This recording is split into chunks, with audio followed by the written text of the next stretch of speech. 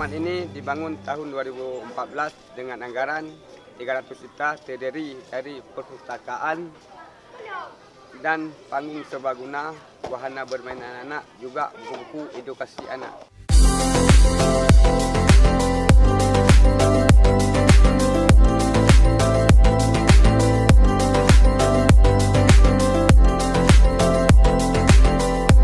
Fungsi taman bermain ini adalah untuk menghindari anak-anak lalai dengan HP, misalnya game, merokok, dan hal-hal negatif lainnya.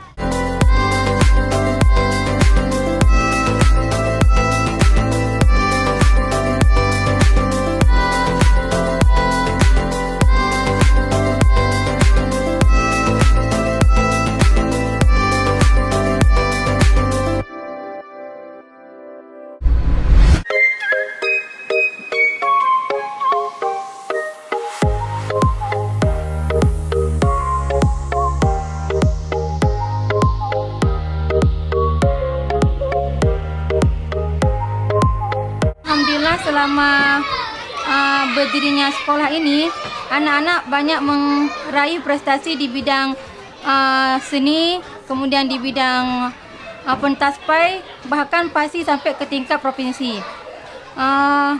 Mungkin ada beberapa item-item penting yang kita unggulkan di sekolah ini. Yang pertama itu di program tahfiznya.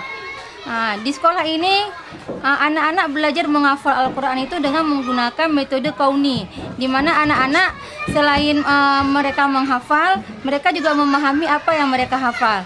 Kemudian lagi anak-anak juga ada kegiatan ekstrakurikuler di sore harinya, seperti cabang memanah, itu yang dilatih langsung oleh pelatih memanah. Kemudian ada bagian seni, kemudian ada sains, olimpiade matematika dan IPA, dan juga ada pramuka IT yang merupakan kegiatan ekskul wajib yang harus diikuti oleh setiap siswa.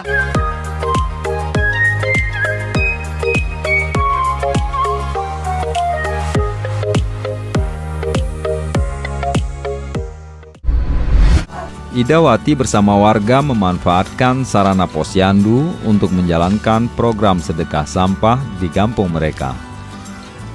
Dengan demikian, para ibu yang membawa balita dipersilahkan membawa sampah untuk ditukarkan dengan sayuran ataupun menu-menu lain yang tersedia. Setiap bulannya kami mengadakan posyandu. Terus kami ada bank sampah, ada juga arisan buat ibu-ibu balita, ada juga kunjungan dari puskesmas. Kami membuat bank sampah ini untuk bisa ibu-ibu lebih giat untuk membawa anak atau balitanya ke posyandu.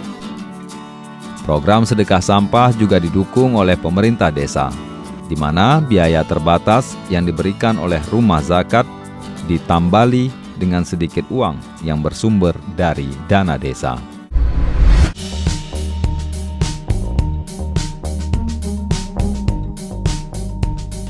Pada awal-awal saya bertugas, mayoritas masyarakat di Desa Sukajadi ini menggunakan WC cemplung dan pelengsengan, atau ada juga yang menggunakan WC, istilahnya WC terbang. Dari situlah saya termotivasi untuk membuat sebuah inovasi berbentuk arisan jamban. Arisan jamban kami ini terbentuk dari tahun 2008-2009. Setiap minggunya kami mengumpulkan beras hasil jimpitan dari masyarakat, kemudian beras itu dijual sehingga nominalnya cukup untuk membuat satu buah jamban keluarga yang sehat, yaitu leher angsa. Sekarang berbentuk uang, yaitu setiap minggunya 10.000 per kakak.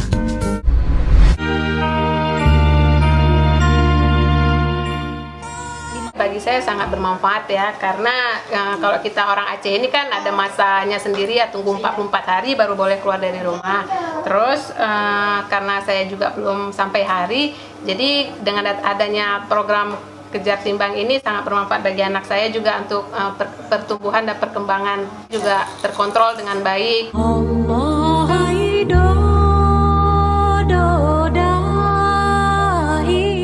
Latar belakang kita buat program inovasi ini, banyak juga ibu-ibu yang tidak tidak sempat datang ke posyandu, bisa aja disebabkan karena ibu-ibu banyak yang bekerja.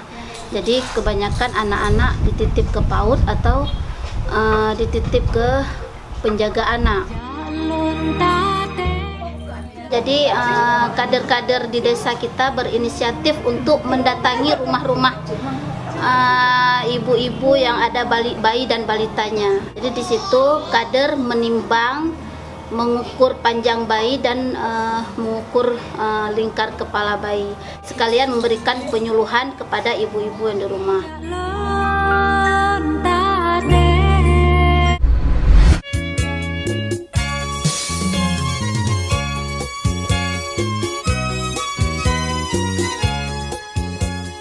Saya sebagai bidan desa di Simpanjeni melihat di desa suatu kegiatan untuk melaksanakan aktivitas fisik, gerakan olahraga seperti belum ada. Kemudian saya lihat dari banyaknya ibu-ibu lansia yang penyakitnya ada yang harus kita lakukan pelatihan otot-otot. Kemudian saya mengajak kerjasama dengan kepala desa bagaimana caranya untuk meningkatkan untuk supaya masyarakat lansia ini biar dapat ada aktivitas fisik. Dengan kerjasama dengan desa, kami lakukan dengan senam klub sehat lansia.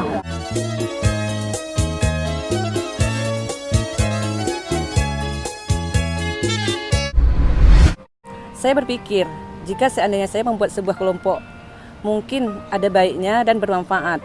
Karena kenapa? Saya tahu ekonomi rata-rata masyarakat di Sawang Indah ini kelas menengah ke bawah.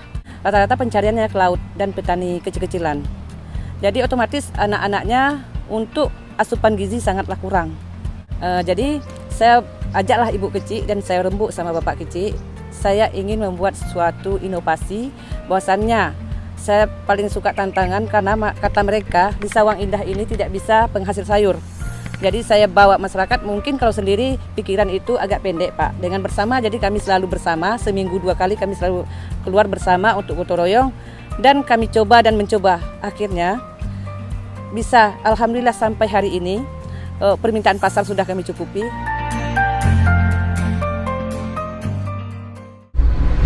Syukur alhamdulillah dengan lahirnya program inovasi desa. Dan saat ini sudah merupakan tahun ketiga pelaksanaan program ini desa telah mendorong pemerintahan desa untuk memanfaatkan dana desa secara lebih efektif kepada kegiatan-kegiatan sesuai kebutuhan dan permasalahan yang ada di desa itu. Di mana kita ketahui saat ini banyak desa yang ada di Aceh itu statusnya masih desa tertinggal dan sangat tertinggal. Dan masyarakatnya juga dari sisi kesehatan masih ada hal yang menjadi isu saat ini seperti stunting. Alhamdulillah dengan program inovasi desa, masyarakat desa telah terdorong untuk mengalokasikan anggaran kepada hal-hal untuk menyelesaikan permasalahan tersebut. Sehingga kita bisa menyaksikan dalam video ini bagaimana terjadinya perubahan paradigma penyusunan anggaran di desa yang dulunya cenderung kepada infrastruktur, sekarang sudah mulai bergeser kepada kegiatan-kegiatan peningkatan sumber daya manusia dan untuk menyelesaikan stunting dengan membangun kegiatan posyandu, PAUD dan sebagainya. Sehingga kita harapkan dengan alokasi anggaran yang demikian rupa, permasalahan kesehatan dan stunting di desa ini bisa segera kita tanggulangi.